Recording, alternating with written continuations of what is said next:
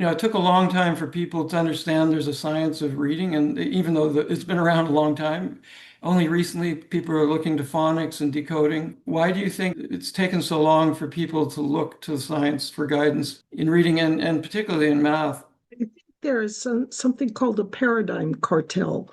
What can happen is that people can become lead professors, people who give funding, leading journal editors, all these different groups. You think they are all people who are acting independently of one another, and they are not. So I'll Right. give you an example of that. After 30 years, there's been no forward progress in Alzheimer's research. As it turns out, in this field, everyone who was a major figure believed in something called the amyloid plaque theory.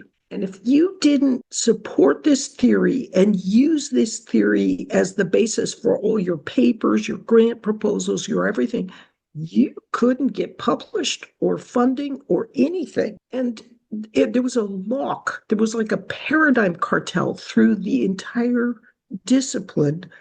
If you didn't believe like you were supposed to. Well, now, as it turns out, that idea of amyloid plaques seems to have grown from papers that there's pretty good evidence that they were falsified and published in top journals. And the journals themselves really did not want to say, yeah, our papers were falsified. So even when they had solid evidence that it didn't work, they Mm. were very reluctant to say anything or do anything. Journal editors didn't want to retract journal articles that were, even when there are obviously some hanky panky going on. So you might say, well, that's just Alzheimer's research. It doesn't have anything to do with education.